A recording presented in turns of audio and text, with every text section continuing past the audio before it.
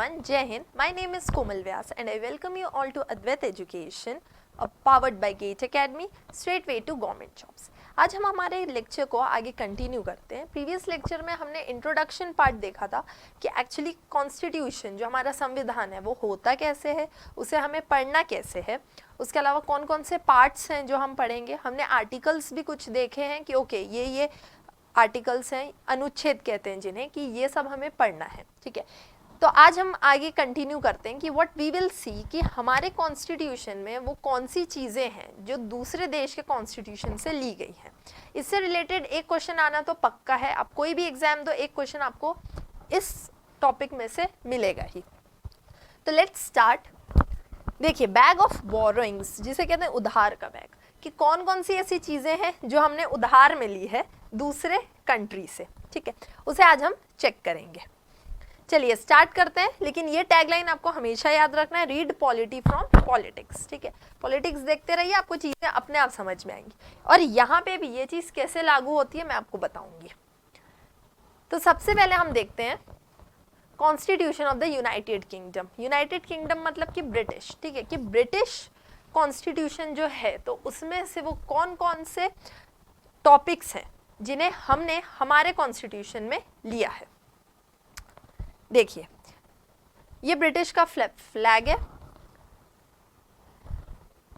सबसे पहले parliamentary government जिसे कहते हैं संसदीय सरकार। ठीक है, हमारा जो देश है इसमें मेन चीज जो है पार्लियामेंट। ठीक है, तो पार्लियामेंट्री फॉर्म ऑफ गवर्नमेंट है हमारे यहाँ, मतलब दो हाउसेस होंगे, लोकसभा और राज्यसभा। ठीक है, सेम यही चीज़ हमारे ब्रिटिश कॉन्स्टिट्यूशन जो है उसमें भी यही सेम चीज़ होती है। ठीक है, वहाँ पे भी एक लोअर हाउस होता है और एक अपर हाउस होता है, सेम चीज़ अपने भी यहाँ पर है। तो ये वाला जो कंसेप्ट है इसको हमने ब्रिटिशर्स से लिया है। इसके अलावा रूल ऑफ लॉ मतलब कानून का शासन, चाहे कुछ भी हो जाए देश में, ठीक है, लेकिन कानून जो कहेगा वही सही होगा, कोई भी अपनी मनमानी नहीं कर सकता। ठीक है, ये दूसरी चीज़। थर्ड है लेजिस्लेटिव प्रोसीजर्स, विधायी प्रक्रिया, इलेक्शंस कैसे होंगे लेजिस्लेचर्स में। ठीक है, तो ये सब चीज़ों को हमने कहाँ से लिया है, ब्रिटिश कॉन्स्टिट्यूशन में, कि इनके काम कैसे होंगे, विधायक काम कैसे करेंगे एंड एवरीथिंग। इसके अलावा सिंगल सिटीजनशिप, ये भी इंपॉर्टेंट है, एकल नागरिकता कहते हैं जिसे। आप लोग को ये चीज़ पता होगी कि जो हमारा इंडिया है हमारे पास में यहाँ पे सिंगल सिटीजनशिप है, नॉट लाइक कनाडा और एनी अदर कंट्री। ऐसी बहुत सी कंट्रीज हैं जहाँ पे डुअल सिटीजनशिप होती है, यूएसए में भी खासकर, क्योंकि वहाँ पे आपके स्टेट भी उतने ही पावरफुल होते हैं जितने कि सेंटर होते हैं, लेकिन हमारे यहाँ पे सेंटर इज मोर पावरफुल। तो वी कांट से कि हमारे पास दो सिटीजनशिप है, जिस स्टेट में हम रहते हैं और सेंटर की, हमारे पास एक ही सिटीजनशिप है जिसको हम क्या कहते हैं, दैट वी आर इंडियंस। ठीक, तो इसलिए व्हाट वी कैन से कि single citizenship. Next is cabinet system, कि हमारा जो मंत्रिमंडल का जो प्रणाली है, कैबिनेट सिस्टम जो है पूरा, वो वर्क कैसे करेगा, कौन कौन से डिपार्टमेंट हैं, किनको आप मंत्री बनाओगे एंड ऑल। तो ये सब के बारे में भी जो चीज़ें हैं ये सब हमने ब्रिटिश कॉन्स्टिट्यूशन से लिया है। इसके अलावा रिट्स को कहते हैं प्रादेश। रिट्स का मतलब ये होता है कि सरकार के खिलाफ जो हमारे कोर्ट हैं, न्यायालय हैं, वो क्या करते हैं, रिट जारी करते हैं। ठीक है, अगर सरकार कुछ चीज़ गलत कर रही है, ठीक है, तो उनके अगेंस्ट रिट्स निकाले जाते हैं। कौन निकालता है, कोर्ट, ऑर्डर कह सकते हैं कि 5 तरह के रिट्स होते हैं। जब हम रिट्स पढ़ेंगे तब मैं आपको ये चीज़ बताऊंगी। ठीक, तो इसका जो कंसेप्ट है कि राज्य जो है, सरकार जो है राज्य की, वो हुकूमत नहीं कर सकती है ना कहीं उन पर स्टॉप कौन है लगाने को, कोर्ट्स है। तो ये जो बैलेंस है ये हमेशा बना रहना चाहिए। तो अगर वो कुछ गलत कर रहे हैं तो उन्हें कौन स्टॉप करेगा, कोर्ट। कैसे स्टॉप करेगा, रिट्स जारी करके, जिसे हिंदी में हम कहते हैं प्रादेश। इनके अलावा बाईकैमरलिज्म, द्विसदन। ठीक है, हमारे यहाँ पे भी द्विसदन है, लोकसभा और राज्यसभा 2 सदन है। ठीक है, कैसे वर्क करते हैं दोनों। तो ये बाईकैमरलिज्म का भी जो कंसेप्ट है इनको हमने ब्रिटिश कॉन्स्टिट्यूशन से लिया है।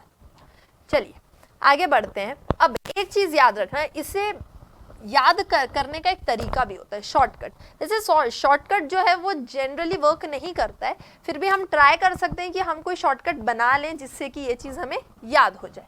तो हम देखिए इसका शॉर्टकट कैसे बना सकते हैं।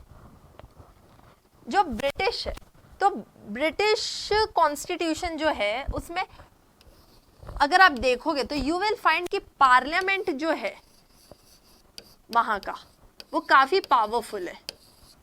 ओके, पार्लियामेंट इज पावरफुल, बहुत ज्यादा पावरफुल है। ठीक है, इस वजह से क्या होता है कि जो पार्लियामेंट से रिलेटेड चीजें हैं, है ना, तो वो कहां से ली गई है, हमारे ब्रिटिश कॉन्स्टिट्यूशन से। जैसे कि देखिए पार्लियामेंट्री गवर्नमेंट बोल दिया अगर, ये हो गया। इसके अलावा कैबिनेट सिस्टम, इसको भी बोल सकते हैं। बाईकैमरलिज्म, ये भी पार्लियामेंट से रिलेटेड है। ठीक है, लेजिस्लेटिव प्रोसीजर्स, पार्लियामेंट में कौन रहते हैं, लेजिस्लेचर्स रहते हैं, एमपीज रहते हैं, तो उनका प्रोसेस कैसे होएगा, पूरा प्रोसीजर जो है। तो ये देखो, ये कितनी चीजें हो गई आपकी, 4 चीजें। तो चारों कहाँ पार्लियामेंट से रिलेटेड है, तो उससे हमको ये पता चल गया कि ओके ब्रिटिश कॉन्स्टिट्यूशन से लिया। इसके अलावा जो 3 चीजें हैं इन्हें हम याद कर लेंगे। ओके, रिट्स क्या होते हैं बता दी हूँ मैं आपको, याद कर लो। रिट्स, सिटीजनशिप और रूल ऑफ लॉ, है ना। तो rule of law is important, कई बार पूछता है कि रूल ऑफ लॉ कहाँ से लिया गया है। ठीक, तो ये आप देख सकते हैं। ये शॉर्टकट है, जनरली आप चाहो तो इनको यूज कर सकते हो याद करने के लिए। ठीक है, चलिए आगे बढ़ते हैं। यूएस कॉन्स्टिट्यूशन, अमेरिका का जो कॉन्स्टिट्यूशन है, जो कि वर्ल्ड का सबसे बड़ा रिटन कॉन्स्टिट्यूशन, सॉरी सबसे बड़ा कॉन्स्टिट्यूशन नहीं है लेकिन लिखा हुआ कॉन्स्टिट्यूशन है। तो हम देखते हैं कि अब यूएस कॉन्स्टिट्यूशन से हमने क्या चीजों को एडॉप्ट किया है। देखिए, सबसे पहले मोस्ट इंपॉर्टेंट चीज, कई बार पूछा भी जाता है एग्जाम में कि यूएस कॉन्स्टिट्यूशन से हमने लिया है फंडामेंटल राइट्स, मूल अधिकार जो है हमारे मौलिक अधिकार, तो इन्हें हमने यूएस कॉन्स्टिट्यूशन से लिया है। इनके अलावा इंडिपेंडेंस ऑफ जुडिशरी, ठीक है, जो न्यायतंत्र है ना, न्यायपालिका जो है, तो उसकी इंडिपेंडेंस होनी चाहिए कहीं पे, ऐसा नहीं कि वो हमेशा दबाव में आके काम करे, है ना। बहुत सी ऐसी चीजें हैं जिसमें हमने जजेस को और जुडिशरी को पूरी तरह से फ्री कर दिया कि उन्होंने जो कहा वही सही होगा। ठीक है, तो ये इंडिपेंडेंस जो है वो रहना चाहिए, मतलब इनके ऊपर में हर टाइम किसी का प्रेशर नहीं बना रहना चाहिए कि you have to do like this, नहीं। तो अगर वो ऐसा करेंगे तो फिर किसी को भी कभी भी जस्टिस नहीं मिलेगा, तो इस चीज़ का ध्यान रखना है। फिर होता है जुडिशरी रिव्यू, न्यायपालिका की समीक्षा। अगर गवर्नमेंट कोई लॉ लाई है, ठीक है, अगर वो लॉ सही नहीं है, उसके लिए अगर कुछ दिक्कतें आ रही है एक आम नागरिक को, तो हम क्या कर सकते हैं, कोर्ट में फाइल कर सकते हैं उसके अगेंस्ट चीज़ें। तो फिर जो कोर्ट होते हैं वो क्या करते हैं, जुडिशरी रिव्यूज करते हैं उस चीज़ का कि क्या एक्चुअली में ये गलत है या ये सही है। ओके, तो ये एक टाइप से मैं क्या कह सकती हूँ कि ये इंडिपेंडेंस हो गया जुडिशरी का कि ओके वो जो कहेंगे फिर उस चीज़ को मानना ज़रूरी हो जाएगा। ठीक, तो वो जब भी चाहे हर टॉपिक को रिव्यू कर सकती, जैसे अभी फार्म बिल्स है, तो फार्म बिल पर भी उन्होंने रिव्यू किया कि ये बिल कितना सही है कितना गलत है, और उस वजह से उन्होंने एक कमेटी भी बनाई। ठीक है, तो ये क्या हो गया आपका जुडिशरी रिव्यू। इसके अलावा इम्पीचमेंट ऑफ द प्रेसिडेंट, ठीक है, प्रेसिडेंट को आप हटाओगे कैसे। ठीक है, इम्पीचमेंट वर्ड जो है, आपको एक और चीज याद रखना है कि इम्पीचमेंट वर्ड हमेशा प्रेसिडेंट के लिए यूज किया जाता है हमारे इंडिया में, सिर्फ और सिर्फ प्रेसिडेंट के लिए। ठीक है, कई लोग कहते हैं कि जो सुप्रीम कोर्ट का जो चीफ जस्टिस है उसको भी हम इम्पीच करते हैं, लेकिन वो गलत है। ओके, सुप्रीम कोर्ट के जो जजेस होते हैं वो कभी भी इम्पीच नहीं होते, वो रिमूव होते हैं। ठीक है, और ये दोनों में बहुत अंतर होता है, तो ये वर्ड्स आपको पकड़ने हैं। ठीक है, तो इम्पीच को क्या कहते हैं, महाभियोग लगाना। ठीक है, किसी को हटा देना, उसी को ही कहते हैं महाभियोग लगाना। तो इम्पीचमेंट ऑफ द प्रेसिडेंट। इसके अलावा सुप्रीम कोर्ट और हाई कोर्ट के जजेस को आप कैसे हटाओगे, ओके, उनको कैसे रिमूव करोगे, तो ये भी आपका यूएस कॉन्स्टिट्यूशन से लिया गया है।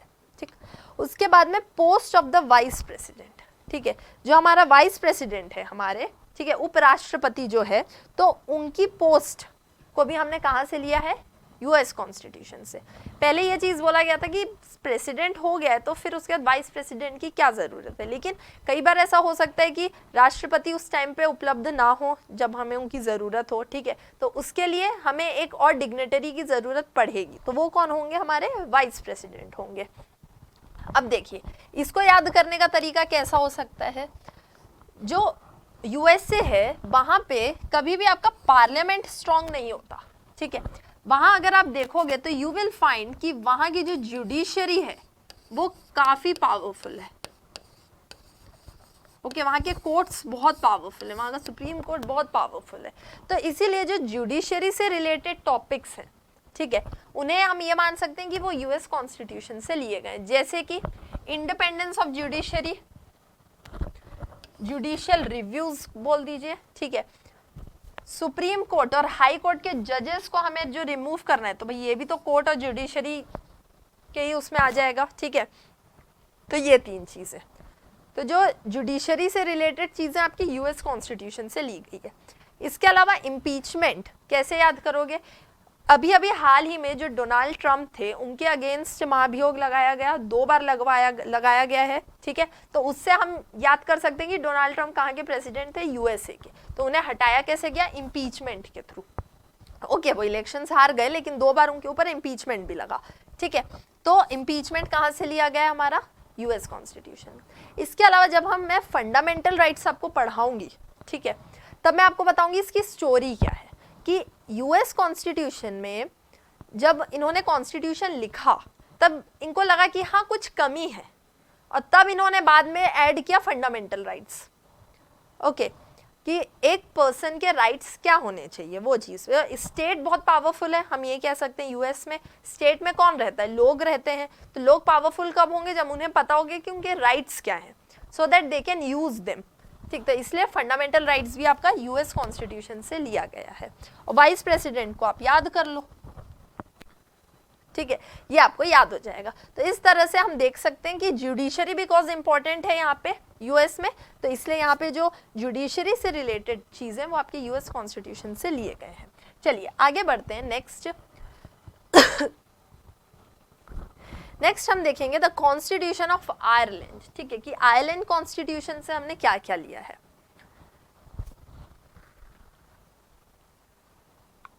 Irish constitution, okay, just 1 second. सबसे पहले डीपीएसपीस, राज्य नीति के निर्देशक सिद्धांत, ठीक है, जो भी डायरेक्टिव प्रिंसिपल्स हैं, जो पार्ट 4 में है हमारे। जब हम पार्ट 4 करेंगे तब हम इसके बारे में पढ़ेंगे।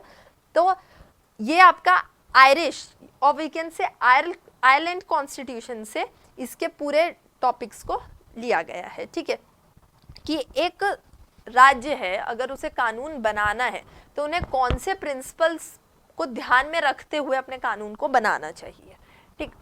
और ये काफ़ी इंपॉर्टेंट भी है, कई बार पूछता है इस चीज़ को कि डीपीएसपी को किस कॉन्स्टिट्यूशन से लिया गया है, तो वो है आपका आयरिश, या फिर आप आयरलैंड भी बोल सकते हो। इसके अलावा nomination of the members to the Rajya Sabha, ठीक है। अब देखिए, जो हमारा अपर हाउस है राज्यसभा, तो वहाँ पे 2 तरह से मेंबर्स आते हैं, एक इलेक्ट होकर आते हैं और एक को अपॉइंट किया जाता है, नॉमिनेट किया जाता है। तो जो इलेक्टेड मेंबर्स होते हैं वो इनडायरेक्टली होते हैं, वो हम पब्लिक लोग इलेक्ट नहीं करते उनको, ठीक है। वो जो स्टेट के जो विधानसभा और विधानमंडल है वो लोग इलेक्ट करके राज्यसभा में भेजते हैं, ठीक। और जो नॉमिनेटेड पर्सन्स हैं, तो टोटल 12, ओके, इसमें टोटल 12 नॉमिनेटेड होते हैं राज्यसभा में, जिसे प्रेसिडेंट नॉमिनेट करता है, ठीक है।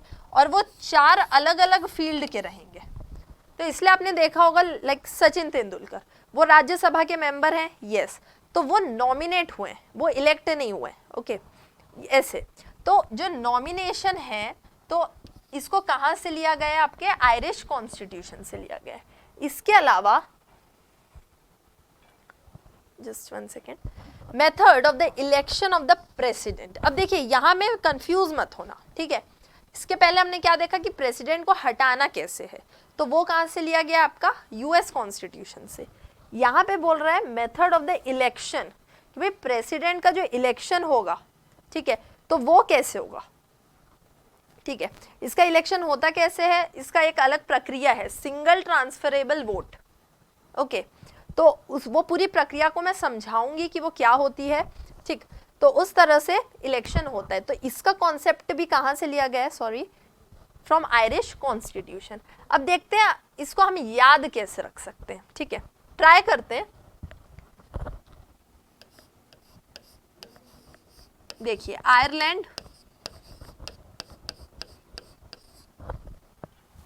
ओके, इसमें ये जो आर है ठीक है, तो आर से हम क्या याद कर सकते हैं, राज्यसभा। ठीक है, बना सकते हो ऐसे, ये कुछ हार्ड एंड फास्ट नहीं है कि ऐसे ही याद करना है। ठीक है, आर से क्या हो गया, राज्यसभा, तो nomination of the members to the Rajya Sabha.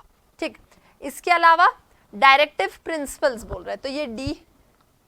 अच्छा यहां देख लो पहले, इलेक्शन, ईएल आ गया लिखा हुआ। ठीक है, तो यहां से क्या हो गया, इलेक्शन, ईएल से इलेक्शन ऑफ प्रेसिडेंट, उसका मेथड कैसे होएगा ये। इसके अलावा डायरेक्टिव प्रिंसिपल्स, तो ये डी आ गया। डी से क्या याद रख सकते हो, डीपीएसपी, और डीपीएसपी तो जो है वो नॉर्मली याद हो भी जाता है। ठीक लेकिन ये दोनों को आप ऐसे याद कर सकते हो कि आयरलैंड के आर से nomination of the members to the Rajya Sabha, और ईएल से इलेक्शन की राष्ट्रपति जो है उसका चुनाव कैसे होगा, इसके जो पूरा मेथड है, विधि जो है, तो वो हमारी आयरलैंड कॉन्स्टिट्यूशन से लिया गया है। चलिए आगे बढ़ते हैं। Next is Canada. तो कनाडा के कॉन्स्टिट्यूशन से हमने क्या क्या उठाया है। पहला है federation with a strong centre. ठीक है, देखिए फेडरेशन वर्ड बहुत इंपॉर्टेंट है। अगर आपको याद होगा, मैंने सेकंड पार्ट में आपको ये चीज बताई थी इंट्रोडक्शन के, कि यूएस और इंडिया का जो फेडरेशन का जो स्ट्रक्चर है, फेडरल स्ट्रक्चर बहुत अलग है, राइट। अमेरिका का अगर कोई स्टेट उनसे अलग होना चाहता है तो आराम से हो सकता है, लेकिन इंडिया का कोई स्टेट अगर इंडिया से अलग होना चाहता है तो नहीं हो सकता। ठीक है, क्यों नहीं हो सकता, उसके रीजंस भी हमने बताए थे। स्टेट इंडिपेंडेंट थे यूएस के, पर इंडिया के स्टेट से इंडिपेंडेंट नहीं थे। ठीक, तो सेम, तो फेडरेशन आपको समझा, तो वही वाला कंसेप्ट कि पावर्स हैं, स्टेट के भी पास में पावर्स हैं और सेंटर के भी पास में पावर्स हैं इंडिया में, लेकिन जो यूनिटरी टिल्ट है हमारे यहाँ, यूनिटरी टिल्ट मतलब थोड़ा सा हम सेंटर की तरफ ज्यादा झुके हुए हैं, कि सेंटर जो बोलेगा वही माना जाएगा, बिकॉज कॉन्करेंट लिस्ट जो होती है उसमें भी अगर दोनों ने लॉ बनाया है तो सेंटर का लॉ ज्यादा मान्य होता है। ठीक है, सेंटर की बात मानना आपको ज्यादा जरूरी हो जाता है। तो federation with a strong centre. इसके अलावा wasting of the residuary powers in the centre. ठीक है, रेसिडुअरी पावर्स मतलब क्या होते हैं, कुछ ऐसे पावर्स हैं, जो ऐसे कुछ टॉपिक्स होते हैं जो आपके स्टेट लिस्ट में, सेंटर लिस्ट में, कॉन्करेंट तीनों में ना हो। ठीक है, तो उनके अलावा, ये तीनों के अलावा जो चौथे पार्ट में जो रेसिडुअरी है, अपशिष्ट ऐसी पड़े हुए हैं जो पावर्स हैं, ठीक है, तो वो अपशिष्ट पावर्स जो हैं वो उस पर कौन लॉ बना सकता है, केंद्र बना सकता है, सेंटर बना सकता है। ठीक, इसके अलावा थर्ड है appointment of the state governors by the centre. ठीक है, सेंटर के पास ये अधिकार है कि वो गवर्नर को क्या कर सकती है, अपॉइंट कर सकती है। इसलिए जब भी देखना कि जब भी सेंटर में अगर आपकी पार्टी बदल जाती है तो तुरंत स्टेट के जितने भी राज्यपाल हैं वो सब बदल जाते हैं। ओके, कई राज्यपाल अपनी सीट नहीं छोड़ते तो उसके पीछे भी बहुत बवाल होता है, अगर आपने देखा होगा न्यूज में तो। ठीक है, ये चीजें चलती रहती है जब भी कोई न्यू पार्टी पावर में आती है। तो ये वाला कंसेप्ट भी हमारा कहाँ से लिया गया है, कनाडा के कॉन्स्टिट्यूशन से, कि कोई भी गवर्नर जो है स्टेट का वो कभी इलेक्ट नहीं होता, वो हमेशा क्या होता है, अपॉइंट होता है। याद रखना, प्रेसिडेंट आपका इलेक्ट होता है लेकिन गवर्नर अपॉइंट होता है। गवर्नर को अपॉइंट करता कौन है, प्रेसिडेंट अपॉइंट करता है। ठीक है, गवर्नर मतलब राज्यपाल। आई होप इतना आप लोगों को पता होगा। ठीक, तो इससे रिलेटेड चीजें भी कनाडा कॉन्स्टिट्यूशन से ली गई है और इन्हीं के पास में पावर्स रहते हैं सेंटर के पास। अब इन्हें याद करने का एक तरीका समझिए इसमें कुछ नहीं है। कनाडा का मतलब आप ये समझना कि ये ज्यादा एम्फोसाइज इस चीज में करते हैं कि जो सेंटर है, जो आपका केंद्र है, वो हमेशा पावरफुल होना चाहिए। कनाडा ये कहता है कि उनका जो सेंटर है, केंद्र है, वो बहुत शक्तिशाली होना चाहिए, पावरफुल होना चाहिए। तो इसलिए ये जो भी रूल बनाता है वो ऐसे ही रूल बनाता है जिसमें सेंटर जो है वो बहुत स्ट्रॉन्ग दिखाए। ठीक है, जैसे कि federation with a strong centre. ठीक है, हमारे यहाँ फेडरेशन है, स्टेट्स अलग हैं, सेंटर अलग हैं, दोनों के पास अलग अलग पावर्स हैं, लेकिन फिर भी हमारे यहाँ हम ये कह सकते हैं कि सेंटर क्या है, ज्यादा स्ट्रॉन्ग है as compare to states. Okay, तो ये देखो, ये हो गया याद। इसके अलावा देखो, सेंटर को हमने रेसिडुअरी पावर्स भी दे दी है, तो ये भी आपका कनाडा से लिया गया। देखो यहाँ भी सेंटर को पावरफुल बना दिया। इसके अलावा अगर मुझे कोई गवर्नर अपॉइंट करना है किसी भी राज्य में, तब भी वो कौन करेगा, सेंटर करेगा। ठीक है, तो यहाँ पे भी ये दिखा दिया कि सेंटर क्या है, ज्यादा पावरफुल है। तो ये चीज को आप याद रख सकते हो कि कनाडा में ये बोलते हैं कि उनका जो सेंटर है वो ज्यादा पावरफुल होना चाहिए। ओके चलिए आगे बढ़ते हैं। ऑस्ट्रेलिया का कॉन्स्टिट्यूशन, अब देखिए ऑस्ट्रेलिया से क्या चीजें हमने ली है। ऑस्ट्रेलिया से हमने 3 चीजें अडॉप्ट की हैं। दैट इज सबसे पहले कॉन्करेंट लिस्ट, जो हमारी थर्ड लिस्ट होती है, ठीक है। थर्ड लिस्ट हमारी कहां से ली गई है, ऑस्ट्रेलिया के कॉन्स्टिट्यूशन से। और ये कॉन्करेंट लिस्ट पूछता है, ठीक है, भले ये दोनों को ज्यादा नहीं पूछेगा लेकिन कॉन्करेंट लिस्ट काफी पूछता है, ठीक है, कि कॉन्करेंट को हमने कहां से अडॉप्ट किया है। तो ये हमने ऑस्ट्रेलिया के कॉन्स्टिट्यूशन से किया है। इसके अलावा ट्रेड और कॉमर्स की जो फ्रीडम है, ओके, कि कौन से चीजों में हम ट्रेड कर सकते हैं, अगर आपको ट्रेड करना है, बाय या सेल करना है, तो ये सब की जो फ्रीडम होनी चाहिए कि हमारे देश के अंदर ही हम कोई भी चीज़ को आसानी से खरीद सकते हैं, बेच सकते हैं, ठीक है। तो इसकी फ्रीडम का जो कंसेप्ट है ये भी हमने कहाँ से लिया है, ऑस्ट्रेलिया के कॉन्स्टिट्यूशन से। इसके अलावा पार्लियामेंट में एक जॉइंट सेशन होता है, ठीक है। जॉइंट सेशन का मतलब क्या है कि सपोज कोई लॉ मैंने पास किया, ठीक है, वो लॉ सपोज आपका लोकसभा में तो पास हो गया लेकिन वो राज्यसभा में पास नहीं हुआ, ओके, लेकिन हम चाहते हैं कि वो राज्यसभा में भी पास हो जाए, तभी वो क्या होगा, आगे प्रेसिडेंट के सिग्नेचर के लिए जाएगा। तो उसके लिए हम क्या करते हैं, हम पार्लियामेंट में जो सेंटर हॉल होता है, ठीक है, वहां पे लोकसभा, 1 सेकेंड,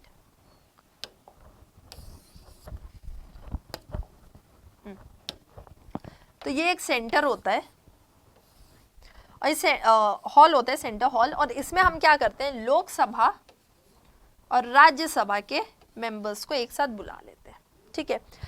एक चीज ध्यान देना कि मैंने ये लाइन बीच में नहीं बनाई, राइट। लोकसभा की ज्यादा है, राज्यसभा की कम है, रीजन लोकसभा के मेंबर्स ज्यादा होते हैं एज कम्पेयर टू राज्यसभा, इसीलिए, ठीक है। तो ये पूरे मेंबर्स एक साथ बैठते हैं, फिर जो भी एक पर्टिकुलर टॉपिक है उस पर डिस्कस किया जाता है कि वो कितना सही है, कितना गलत है, और उसके बाद में वोटिंग के थ्रू वो पास हो जाएगा या फिर फेल हो जाएगा। तो ये जो जॉइंट सेशन का जो कंसेप्ट है, ठीक है, तो ये भी हमने कहाँ से लिया है, ऑस्ट्रेलिया के कॉन्स्टिट्यूशन से लिया है। अब ये कितना इंपॉर्टेंट है, क्या है, ये जब जॉइंट सेशन को पढ़ेंगे तब मैं आपको ये चीजें बताऊंगी। एक अब देखिए, अब इसको याद करने का तरीका देखते हैं।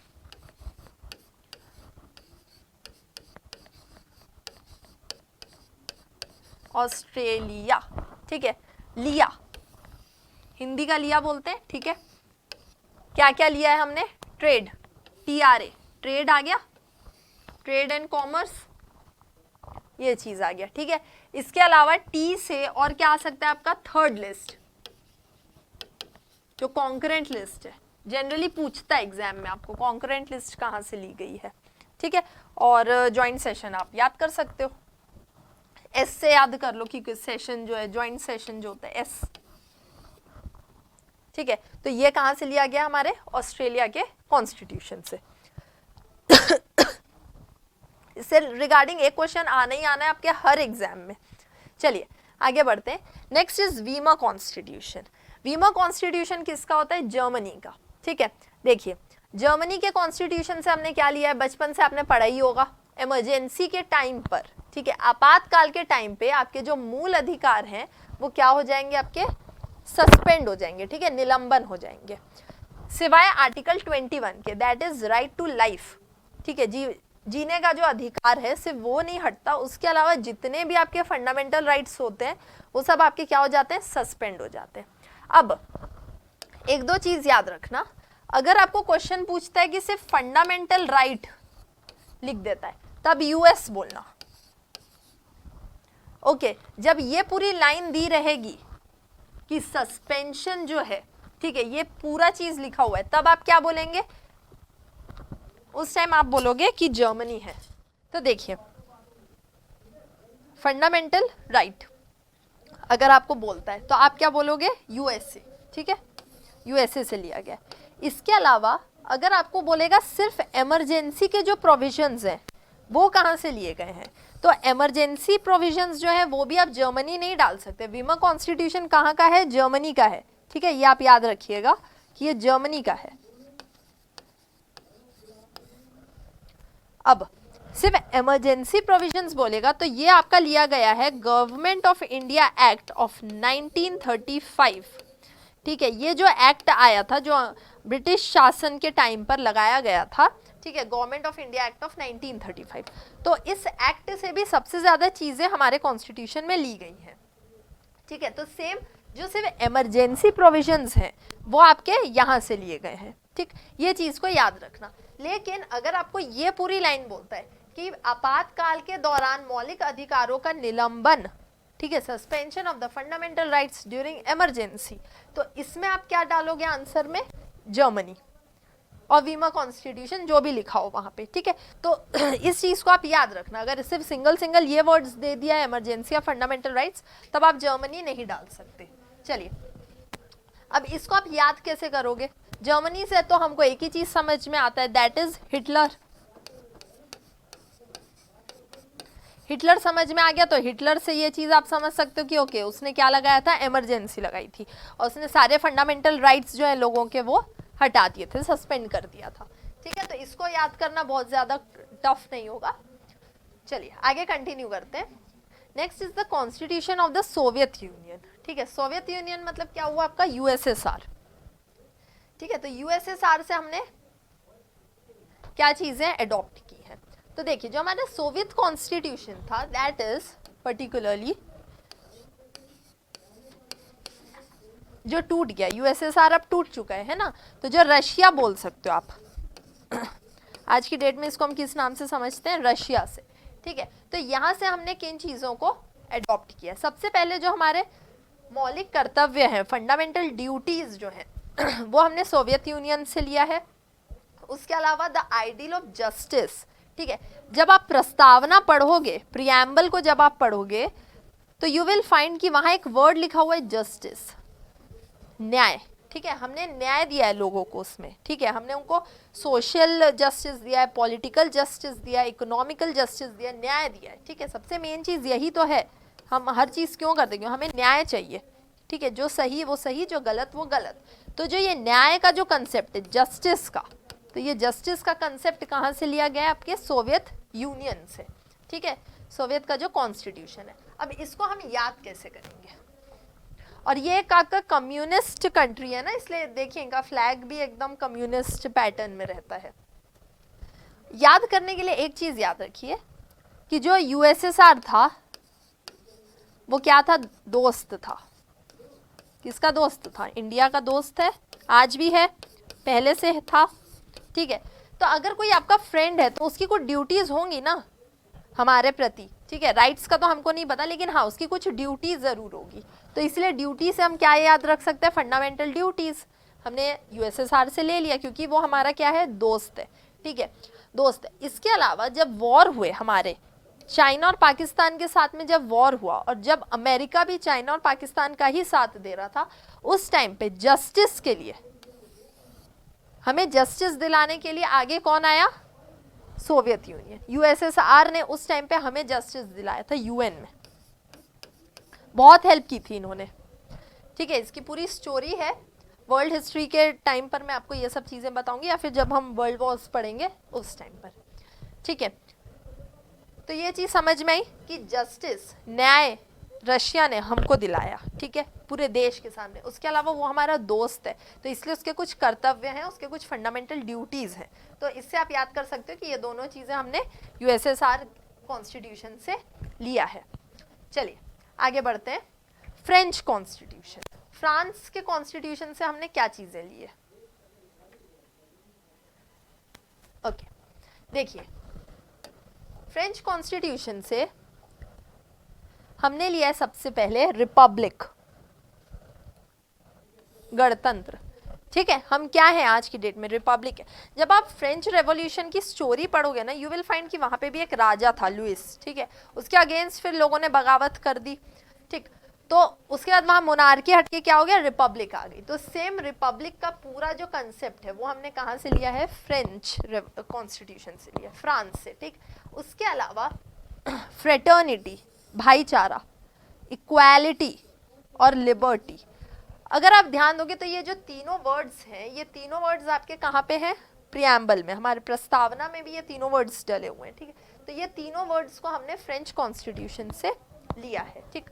इसको याद कैसे करेंगे, देखो फ्रांस, और बचपन से आप ये चीज पढ़ते भी आए होगे कि देखो एफ से क्या समझ सकते हैं अपन, फ्रेटर्निटी, ठीक है। और जहां बात फ्रेटर्निटी की होती है तो हमेशा ये सिंगल वर्ड नहीं आता, इसके साथ हमेशा दो वर्ड्स जुड़े होते हैं, लिबर्टी और इक्वालिटी। ओके, जब आपने प्लेजेस भी लिए होंगे, बहुत सारी चीजें आपने स्कूल टाइम पे भी पढ़ी होगी, तो आपने ये चीज देखा होगा कि ये तीनों वर्ड्स को हमेशा साथ में पढ़ा जाता है, ठीक है। तो उस हिसाब से आप याद कर सकते हो। और उसके अलावा ये जो आर है, तो आर से हम क्या याद कर सकते हैं, रिपब्लिक, है ना, कि रिपब्लिक का जो कंसेप्ट है वो भी फ्रांस से लिया गया है। यहाँ से जस्टिस नहीं है, जस्टिस कहाँ से था हमारा, यूएसएसआर से, क्योंकि उसने हमें बहुत जस्टिस, बहुत न्याय दिलाया यूएन में, ठीक है। ऐसा कुछ कहानियां आप लोग भी बना सकते हो, तो ऑटोमेटिकली आपको चीजें याद हो जाएंगी। ओके, तो ये समझ में आया आपको, रिपब्लिक और ideals of the liberty, equality और फ्रेटर्निटी, स्वतंत्रता, समानता, प्रस्तावना में बंधुत्व, हिंदी में इसे यही कहते हैं। तो ये सब के कंसेप्ट कहाँ से लिए गए, हमारे फ्रेंच कॉन्स्टिट्यूशन से। Next Japan. अब देखिए जापान कॉन्स्टिट्यूशन से हमने लिया प्रोसीजर एस्टैब्लिश्ड बाय लॉ, ठीक है, कि कोई भी प्रोसेस होगी, अगर कंट्री में कोई भी चीजें अगर होने वाली है तो वो एक कानून के साथ में होगी, कानून के तहत में रहकर आपको ये चीजें करनी है, ठीक है। ये जो कंसेप्ट है ये रिलेटेड है आपका article 21, right to life. Right to life मतलब अगर पार्लियामेंट चाहे तो वो हमारे इसको लाइफ को भी हटा सकती है, ठीक है, क्योंकि क्या है यहाँ पे प्रोसीजर एस्टैब्लिश्ड बाय लॉ है, यहाँ ड्यू प्रोसेस नहीं है, ड्यू प्रोसेस यूएस में है, ठीक है। यहाँ पे क्या है, प्रोसीजर एस्टैब्लिश्ड, तो what they can do is, चाहे तो राइट टू लाइफ पे भी वो लोग क्वेश्चन मार्क बना के कुछ ना कुछ लॉ बना सकते हैं, ठीक। अब देखिए इसको याद कैसे करेंगे, जापान का पी हटा दो तो क्या बचा आपके पास में, जान बचा। जान मतलब क्या होगी आपके पास में, लाइफ हो गई, और लाइफ से आप इस चीज को याद रख सकते हो, प्रोसीजर एस्टैब्लिश्ड बाय लॉ, ठीक है, कि कानून जो है वो हमारे लाइफ के ऊपर में कुछ भी लॉ बना सकता है, गवर्नमेंट जो है वो कोई भी लॉ बना सकती है हमारे लाइफ के ऊपर में, ठीक। इसके फ्लैग को देखिए, काफी सिंपल फ्लैग है। द रीजन इज, इसका मतलब पता है क्या है, ये जो है रेड, ठीक है, ये है सन, इसको सन कहते हैं, ठीक है। तो जब चाइना के ईस्ट में आपका जापान पड़ता है, तो व्हाट दे थिंक कि land of the rising sun कहते हैं जापान को, इसलिए क्या कहते हैं, land of rising sun, land of the rising sun, कि जब भी आप देखोगे तो यू विल फाइंड कि जो सन है वो जापान साइड से क्या हो रहा है, राइज हो रहा है, ठीक है। तो देखिए इसका जो फ्लैग भी है ना वो काफी एकदम सिंपल फ्लैग लगा मुझे, इसलिए मैंने बता दिया इसके बारे में, ठीक है। तो जापान कॉन्स्टिट्यूशन समझ में आया। नाउ विधि द्वारा स्थापित प्रक्रिया, ठीक है, कि जो भी प्रक्रिया होगी कुछ भी होगी वो बाय लॉ ही होगी। चलिए नेक्स्ट है आपका साउथ अफ्रीका। अब साउथ अफ्रीका से हमने क्या चीजें अडॉप्ट की है, देखिए सबसे पहले साउथ अफ्रीका से हमने लिया है procedure for the amendment of the constitution, ठीक है, कि कॉन्स्टिट्यूशन में, संविधान में अगर मुझे किसी चीज को अमेंड करना है, संशोधन करना है, तो वो संशोधन हम कैसे कर सकते हैं, ठीक है। उसका जो पूरा प्रोसेस है अमेंडमेंट का वो हमने कहाँ से लिया है, साउथ अफ्रीका से। इसके अलावा election of the members of the Rajya Sabha, ठीक है, मैंने बताया राज्यसभा में दो चीजें होती है, एक होता है आपका नॉमिनेट मेंबर्स होते हैं और एक आपके पास में इलेक्टेड मेंबर्स होते हैं, ठीक है। तो जो इलेक्शन होएगा मेंबर्स का, तो इलेक्शंस आप कहाँ से, sorry, election of the members of the Rajya Sabha, तो राज्यसभा में जो भी इलेक्शन होगा, ठीक है, मेंबर्स का, तो वो हमने कहाँ से लिया है, साउथ अफ्रीका से। अब इसको याद करने का तरीका देखिए,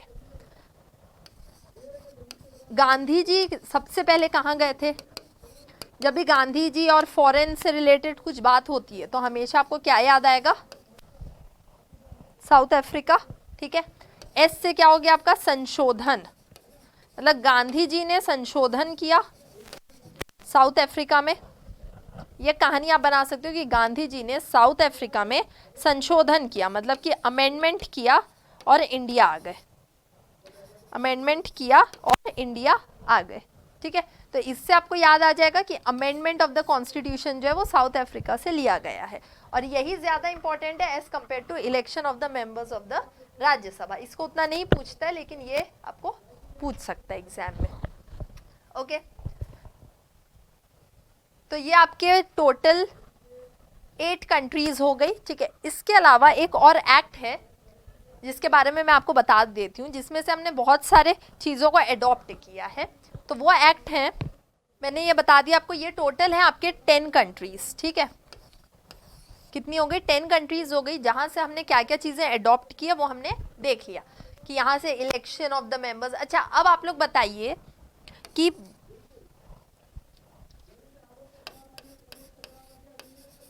मैंने आपको बताया वीडियो में कि जो नॉमिनेशन होता है वो कितने मेंबर्स का होता है इन द राज्यसभा, ठीक है, और वो किस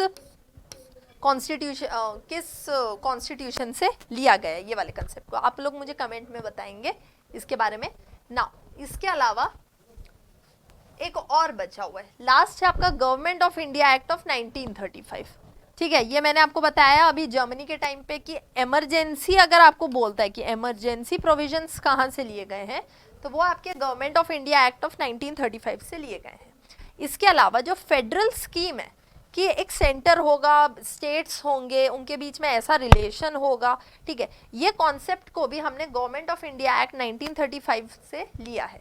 इसके अलावा गवर्नर का जो ऑफिस है, ठीक है, गवर्नर का ऑफिस कैसा होगा, तो उसको, ये वर्ड्स को आपको याद रखना है ना, सेंटेंसेस को, बिकॉज गवर्नर से रिलेटेड और भी जो चीज़ें हैं वो सब अलग अलग कॉन्स्टिट्यूशन से ली गई है। तो इसका ऑफिस कैसा होगा, उसके पावर्स क्या होंगे, वो भी गवर्नमेंट ऑफ इंडिया एक्ट से लिया गया। इसके अलावा पीएससी जो पब्लिक सर्विस कमीशन होता है, ठीक है, इसको भी हमने कहाँ से अडॉप्ट किया? गवर्नमेंट ऑफ इंडिया एक्ट से, ठीक है। तो ये 4 चीज़ें बची हुई थी बताने के लिए, इसलिए मैंने आपको बता दिया है। इसके अलावा सारे कंट्रीज़ के कॉन्स्टिट्यूशन का मैंने आपको बता दिया कहाँ से हमने क्या चीज़ें अडॉप्ट की हैं, ठीक है। चलिए आगे कंटिन्यू करते हैं, और इस तरह मैं इस लेक्चर को फिनिश करती हूँ। You only fail when you stop trying, ठीक है। हमेशा इस कोड को याद रखना कि आप फेल तभी होगे जब आप कुछ चीज़ सीखना बंद कर दो, ठीक है। तो keep learning, keep understanding each and everything. कोई भी डाउट रहे तो आप मुझसे बिल्कुल पूछ सकते हैं, कमेंट सेक्शन में आप कमेंट डाल सकते हैं। इसके अलावा you can join me on my Telegram channel and you can also join me on my Facebook. Thank you very much.